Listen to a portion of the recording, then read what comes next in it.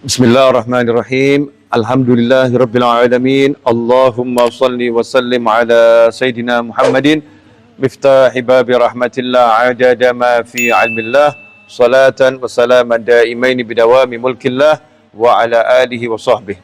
Allahumma shalli ala sayidina Muhammadin salatan taftahu biha lana futuhal arifin wa tufaqihuna biha fid din wa ala alihi wa sahbihi. Assalamualaikum warahmatullahi wabarakatuh. Alhamdulillah kita bisa duduk bersama untuk bareng-bareng cari ilmu. Mudah-mudahan dikasih ilmu yang manfaat untuk diri kita, keluarga kita, sahabat kita, dan seluruh umat Nabi Muhammad SAW dunia sampai akhirnya bawa kita ke surganya Allah Subhanahu wa Ta'ala. Nah, kita akan membaca kitab Fathul Ilah bima yajibu alal abdi limaulah. Kitab ini karya Habib Muhammad bin Husain Al-Habsyi radhiyallahu anhu, seorang ulama besar yang menjadi muftil haramain, ya, mufti Mekah dan Madinah. Manaqib beliau atau biografi beliau cukup banyak. Di antaranya beliau punya anak-anak yang semuanya menjadi ulama. Ya, dua di antara putra beliau adalah Habib Husain bin Muhammad bin Husain Al-Habsyi, merupakan mufti juga melanjutkan ayahnya dan sekaligus guru daripada Mbah Hasyim Asy'ari dan Yai Khalil Al-Bangkalani rahimahumullah. Kemudian juga Al-Habib Ali bin Muhammad bin Husain Al-Habsyi yang merupakan muallif Simtud Duror, pengarang kitab Maulid Simtud Duror yang muridnya tersebar luas di seluruh penjuru dunia, khususnya di negara yang kita cintai, yang hallnya di kota Solo, diselenggarakan setahun sekali dan dihadiri ratusan ribu orang dari berbagai manca negara dan khususnya dari seluruh pelosok tanah air.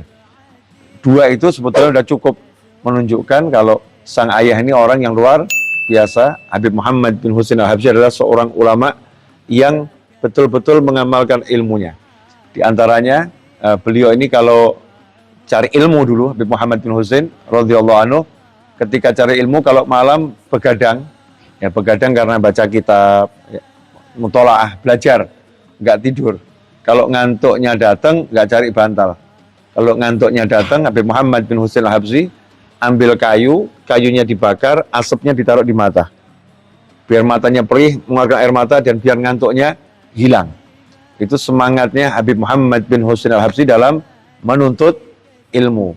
Kemudian kalau dakwah, beliau menggunakan bil hikmah, cara yang bijaksana. Nah, di antaranya ketika di Mekah, beliau ditugaskan berdakwah di luar kota Mekah. Karena kota Mekah, kalau di dalam kota Mekah, orang semua pada ke Ka'bah. Tapi yang di luar kota Mekah, yang di perkebunan, kadang tidak ada yang berdakwah ke sana.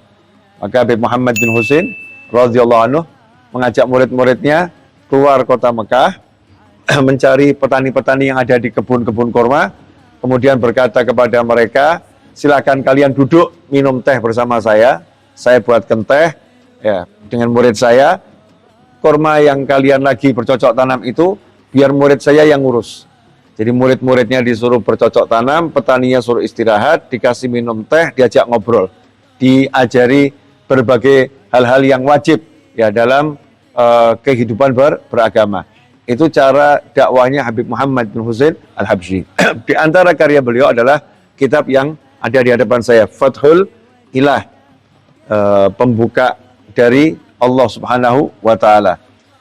Bima yajibu alal abdi limaulah, yang membahas kewajiban-kewajiban seorang hamba kepada Allah Tuhannya, ya, kepada Allah Tuhan Maha Tuannya. Apa yang wajib baginya baik secara zahir maupun secara batin, karena manusia itu ada banyak sisi globalnya, sisi luar dan sisi dalam. Jadi kewajiban di luar lahiriah dan kewajiban di dalam batiniah seorang hamba kepada Allah Subhanahu wa Ta'ala akan dibahas di kitab ini. Diawali dengan khutbatul kitab atau muqaddimah. Bismillahirrahmanirrahim. Alhamdulillah hamdan nastajribu bihi ridha wa nastadfi'u bihi su'al qadha. Setelah mengucapkan Bismillahirrahmanirrahim atau basmalah, yang kita semua mengerti bahwasanya segala sesuatu yang baik harus diawali dengan Bismillahirrahmanirrahim agar tidak terputus barokahnya. Nah, setelah bismillah, maka alhamdulillah. Fungsinya alhamdulillah ini apa? Menurut mukadimah ini bisa kita ambil ilmu, karena kalau diterjemahkan alhamdulillah hamdan, dengan suatu pujian, nastajlibu bihir ridha, dengan pujian tadi kita bisa mendapatkan ridha dari Allah, wa nastadfi'u bihi su'al qadha, dan kita bisa menyingkirkan ketentuan yang buruk. Su'al qadha, ketentuan yang buruk. Berdasarkan mukadimah ini, satu baris ini, maka kalau kita itu bersyukur pada Allah Ta'ala, alhamdulillah itu kan pujian dengan lisan, yang diucapkan karena hati merasakan nikmat. Karena hati menyadari nikmat, maka lisannya memuji Allah Subhanahu wa Ta'ala. Maka pujian-pujian ini terangkum dalam satu kata, alhamdulillah. Segala puji adalah miliknya Allah Subhanahu wa Ta'ala. Segala puji hanya untuk Allah Subhanahu wa Ta'ala. Segala puji dikatakan milik Allah. Pujian yang kita berikan pada siapapun sejatinya milik Allah, karena semua keindahan adalah Allah yang menciptakan. Semua kebaikan adalah Allah yang memberikan. Karena itu kalau kita muji seorang atas kebaikannya, muji seorang atas keindahannya, kecantikannya, ketampanannya, maka sejatinya pujian itu milik Allah, bukan milik orang itu. Karena orang itu sebetulnya tidak punya apa-apa, semuanya milik Allah Subhanahu wa Ta'ala. Seperti kalau kita dipinjemin mobil sama seseorang. Ada orang minjemin kita mobil, kemudian mobilnya bagus, di jalan teman kita ngomong, wah mobilmu bagus. Nah kalau kita kemudian senyum-senyum gak jelas gitu kan ya, aneh gitu. Nah, maka kita mengatakan, yang layak dipuji yang punya mobil mobil bukan saya cuma dipinjemin. Makanya ketika ada orang memuji kita atas kebaikan-kebaikan kita, maka kita ucapkan alhamdulillah. Ini semua miliknya Allah Subhanahu wa Ta'ala. Meskipun kita juga diperintahkan, kalau ada orang yang berbuat baik kepada kita, kita diperintahkan untuk mengucapkan terima kasih. Karena orang tersebut telah dipilih oleh Allah Ta'ala menjadi kepanjangan kuasa Allah dalam memberikan nikmat pada hambanya. Sehingga kita berterima kasih pada siapapun yang dipakai oleh Allah Subhanahu wa Ta'ala. Nah, kalau ada kebaikan dimanapun, berarti itu miliknya Allah Subhanahu wa Ta'ala. Sehingga kalau kita nggak senang dengan orang yang mendapatkan kebaikan, berarti kita nggak senang sama yang memberikan kebaikan. Ngeri ya, nggak senang sama Allah Subhanahu wa Ta'ala. Ikhwani rahimakumullah, singkatnya, dengan mengucapkan syukur, menyadari semua nikmat itu dari Allah Subhanahu wa Ta'ala, dan menyadari nikmat yang di diri kita, maka hasilnya nastajlibu bihir ridha. Kita akan mendapatkan ridhonya Allah. Ridha itu dari Allah Ta'ala adalah dambaan setiap hamba. Setiap hamba itu pinginnya hanya diridhoi oleh Allah Subhanahu wa Ta'ala. Kalau udah diridhoi Allah Ta'ala, maka fala ubali, katanya para wali, maka aku nggak peduli lagi. Posisinya seperti apa, asal Allah ridho, maka aku tidak peduli lagi. Gimana caranya mendapatkan ridhonya Allah Ta'ala? Dikatakan dalam hadits qudsi, kalau kamu ridho dengan sedikit pembagian yang aku berikan kepadamu, maka aku pun juga ridho dengan sedikit amal yang engkau lakukan untukku. Jadi kalau kita mau bisa ridho sama Allah Ta'ala itu, dikasih Allah apapun, senang, puas. Diberi sekecil apapun, menurut hitungan manusia, sekecil apapun kita puas. Karena kita tahu yang ngasih adalah Allah Subhanahu wa Ta'ala. Kalau hati kita bisa puas dengan pemberiannya Allah, maka Allah juga puas dengan amal kita. Sekecil apapun Allah senang. Allah senang. Kemudian dikatakan kalau pengen tahu Allah ridho enggak sama kita, maka seorang ulama pernah ditanya, Allah ridho enggak sama saya? Maka dijawab, lah kamu ridho enggak sama perlakuannya Allah Ta'ala? Kalau kamu ridho dengan perlakuannya Allah Ta'ala, dengan ujiannya Allah Ta'ala, dengan apapun yang Allah lakukan ke dirimu, kamu ridho, kamu enggak protes, maka Allah ridho sama kamu.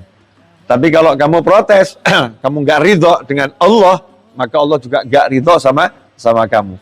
Jadi kalau dikembalikan, intinya apa? Selama bisa bersyukur, diridho Allah. Enggak protes itu berarti apa? Syukur kan ya? Orang yang dikasih apapun dia bisa bersyukur, berarti orang itu dalam kondisi dia diridhoi oleh Allah Subhanahu wa ta'ala. Dan sungguh rugi ketika ternyata kita bisa mendapatkan ridho dengan mudah, tapi kita enggak cari ridho tersebut. Kemudian nastadfi'u bihi su'al qadha. Ya, ridho itu akan kita dapatkan kalau udah diridhoi Allah Ta'ala, maka insya Allah ketentuan buruk itu akan tersingkir dari kita. Yang ada adalah qadha yang baik, ketentuan yang baik, ketentuan yang baik, ketentuan yang baik. Jadi intinya semua tadi berakar pada satu kata alhamdulillah. Karena itu amal yang sangat baik ya. Kalau kita bisa bersyukur pada Allah Subhanahu wa ta'ala, bahkan dikatakan afdhalud du'a alhamdulillah. Rasul pernah menyatakan SAW, doa yang terbaik adalah mengucap alhamdulillah. Nah ini praktek alhamdulillah ini yang tidak mudah buat banyak orang. Banyak orang suruh syukur aja kok susahnya luar biasa. Sepertinya kok tidak punya nikmat. Ya sepertinya kok tidak punya nikmat. Padahal dirinya dilingkupi banyak nikmat dari Allah Subhanahu wa ta'ala. Nah insya Allah kita akan lanjutkan pada pertemuan berikutnya. Mudah-mudahan pertemuan pada episode kali ini meskipun singkat, mudah-mudahan manfaat dunia akhirat. Jadi apa? Alhamdulillah itu bisa menyebabkan ridho. Alhamdulillah itu bisa menghapus ketentuan yang buruk. Ya, karena la yaruddul qadha illa du'a. Tidak ada yang bisa merubah ketentuan kecuali doa. Sementara afdhalud du'a alhamdulillah. Sebaik-baik doa adalah alhamdulillah. Jadi kalau dilangsungkan, alhamdulillah akan merubah ketentuan yang buruk menjadi ketentuan yang baik. Kalau kita alhamdulillah sehingga hatinya terus jadi senang.